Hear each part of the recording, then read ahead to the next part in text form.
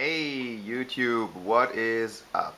As you can already see in the video title, today we are doing a double feature, and it's a juxtaposition double feature because the most recent knives I picked up for my EDC rotation are these two, and they are just very different items, as you might be able to see. Both of them happen to be brown. The first knife I picked up about 5 months ago, 6 months ago, is this Cold Steel American Lawman. I wanted a, well, just a sturdier outdoor folder that, maybe would be my choice if the end of the world finally came, right? Maybe I would just grab this one because it's sturdy and the steel is of very high quality, and maybe this knife can truly last a lifetime. So I bought this one, and I was impressed by the design here because it's, as I feel, a design of refusal to just give in to the whims of knife enthusiasts, and instead just give you the things that you truly need and leave out everything else. So this is the American Lawman. If you look at the blade already, you can maybe see this kind of thing, right? It's a 3.5-inch drop point blade. It's almost a full flat, but it's not fully, right? There's a little bit of the spine left here. And what you see is what you get. There's no swedge here. There's no rounded edges on the back. Serrations are not available here. There's no tanto version. There's nothing except the essential thing here, right? The opening mechanism also is just the thumb stud. Is there a flipper version? No. Is there a fancy lock? Well, not really, because it's the triad lock, of course. But so this is the thing you get. Also, it's only this finish is available, the black coated finish. There's no satin, no stonewash, no nothing. Only this is the name of the game. And there are also only this one size, right? There's no micro, no mini, no XL, as Cold Steel does with some other folders, right? The Voyager has like different sizes in the Recon. Not here. You do, however, get a forward choil, and I also really enjoyed that. I kind of wanted a knife with a forward choil, so I was deliberating between the Paramilitary 2 and this one, and also was considering the Spyderco Stretch, even though now I already forgot if that has a choil or not. Anyway, but this is what I chose. Now then, you get the handle in G10, both sides. Any other options? Aluminum, titanium, carbon fiber, micarta? No, no, no, no. Fancy handle colors like camo, digital camo, or NASA white or anything, or pink? Nope. There are only 3 useful colors available: black, OD green, and this here FDE, which I think looks quite nice. So again, nothing fancy, only useful features here, right? Only G10 on both sides, and I like this. And yeah, it works well. It's a narrow handle, because there are no liners either, right? No steel liners, only this rigid and tough American-made G10. So that's fine by me. It makes this a lighter knife, right? Which I also enjoy. It's 4 ounces. For the size, that's relatively light. Of course, there are lighter knives out there, right? With thinner blades, like a 940. The Spyderco PM2 is lighter too, but also has a somewhat thinner blade, right? But so anyway, this is relatively light. Now the lock, of course, is the triad lock, and it's very stiff. I basically have to close this two-handed. This is not a play knife, right? The opening, well, it opens well slowly. That's maybe an underappreciated feature, right? Some knives are harder to open slowly because you have to maybe like grip around and you slide off the thumb stud easily, right? But open fast very easily, and that's fine for most people. But if you wanna, I don't know, have the safest opening, then maybe slow is the way to go. So this is a slow opening knife. You can wrist flick it, like what's that? Spider flick it, middle finger flick it. That's fine. But basically, essentially, this is a slow opener, deliberate, safe opening, and I'm fine with that. I don't know. That maybe will make this knife last much longer in the long run, right? Even with the wrist flick, right? The triad lock should prevent any damage to the knife from middle finger flicking it a million times. So this knife should be very long lasting. I like this. It's nice that the designer, whoever it was, if it was Demko or not, I don't know,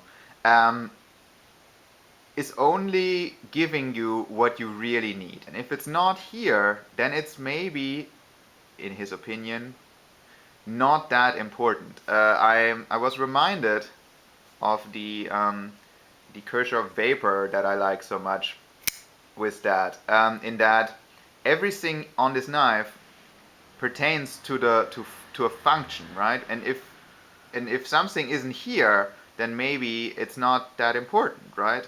So here, of course, the approach is different, right?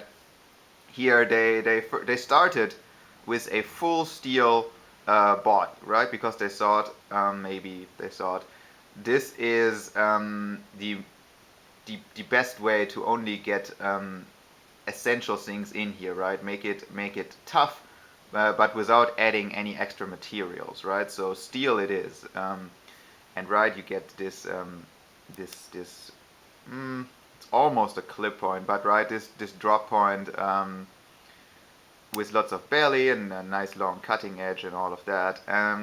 Yeah, and so I was reminded of this Vapor, which I really like. Only, right, this is 8CR steel, which is fine on a day-to-day basis, and which I like touching up, right? No big deal, no complaints. But so hopefully the American Lawman will last a lifetime, and if the end of the world comes, yep, I'll hopefully be able to grab this one and take it with me, and some things have to be left behind. But so now the comparison. This is a bit of a chunky knife, right? 3.5-inch blade that is clearly moderate to large, medium to large. Now comes the juxtaposition. Another knife I picked up, and when I first saw it, I had to have this. Is this vintage Camillus Muskrat? Now, what is a muskrat, you might ask? Maybe you don't know. Well, a muskrat is a traditional American knife pattern, and the handle is normally like this. It's a serpentine shape, so it's a slight S shape, and it's 4 inches or less. Normally, often it's 3/7/8. This one I think is also 3/7/8. Might be 4.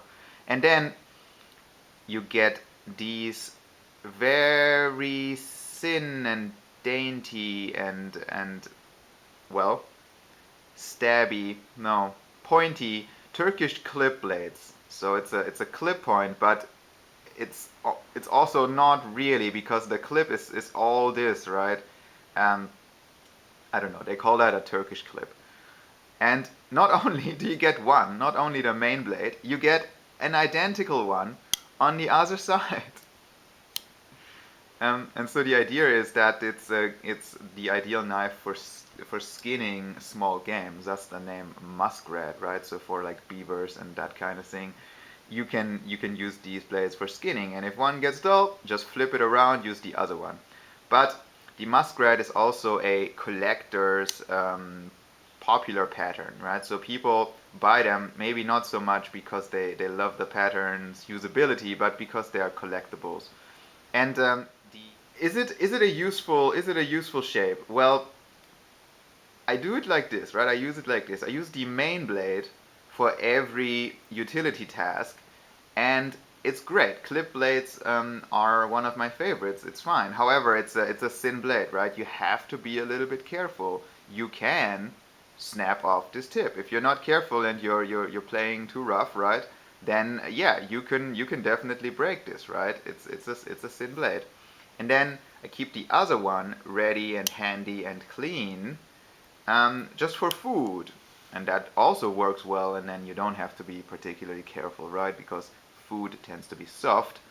Um, and so yeah, it works as an EDC knife. It's a bit weird that both of these blades are exactly the same, but I must say I like this too. And so that was the introduction, what a muskrat is. Now this particular one, when I saw it, I had to have it. This is my second vintage Camillus knife. I also have a TL29, but that's a very different breed, right? And I also always wanted a muskrat, and so when I saw this I had to have. So first of all, you have these covers here. They look like they're brown bone, but they aren't. They're Delrin, and I enjoy that because Camillus did very good work with the Delrin media when they were still in business, right? So you have this brown Delrin, and then it has been I think the pattern here is done by heat stamping it, right? And that also changed the color a little bit on the surface, and so very nicely done. And also they are inserted here by a heat stamping method, right? So it's put in here, and then there are Delrin pins that go through, and those were like flattened with heat to keep this in. So, and that sounds a little bit janky, but it's not. It's actually really, really durable and precise. And the gaps here are really nicely done on this knife. It's probably from the early 90s, so there you can see similar knives in their catalogs from like 1992 and stuff. When I bought this, it was not in the best condition, right? But I could also see a lot of the fixing I would have to do is just buffing, right? Buffing the back, buffing the Delrin, buffing the nickel silver bolsters, right? Maybe also polishing the surfaces of the blade just a little. The blades themselves were fine for their age. They really didn't have much use on them, you know, a little bit, but basically they were fine. It also had some, well, black rust and black black oxidation isn't so bad on carbon steel, right? But red rust is something you want to avoid, and so the inside of the springs were not that great. So, and that of course takes some careful work, right? With I don't know, 1000 grit sandpaper and maybe like wet sanding, getting the rust out from the springs. So it's not that you can do this so very quickly, but it can be done. And now that I fixed this knife up, I think it's beautiful. I also, I don't know, gave these edges just a little bit of sanding because they still were a bit rough from when this was first produced, right? This hadn't rounded off yet. So gave this just a bit of sanding. Now they are very smooth. And the back spring, right, has some oxidation on it, but that's fine because those are carbon springs, right? And so this is the Muskrat. If you want to get into American traditionals, a Muskrat is not a bad choice. I really enjoy it, right? But you have to, well, you have to accept that getting two identical and in fact pointy and thin blades is a bit strange, right? You could have your life easier than this, right? Yeah, you have to be a little bit careful. But so that's the Muskrat, and so those are the two recent pickups that I wanted to show you because they're so very different. But it's that's part of the game, right? That's part of what I enjoy. I can have all different knives for different days and how I feel, right?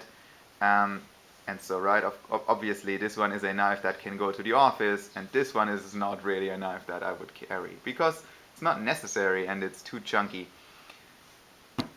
I think that's all there is for now. There is another of these features coming up because I have 2 more knives in the mail, but I wonder if the presentation will be just like this or if they get their own videos, because they are also again very different items. I don't know if they will be compared like this. Anyway, thanks for watching. Bye bye.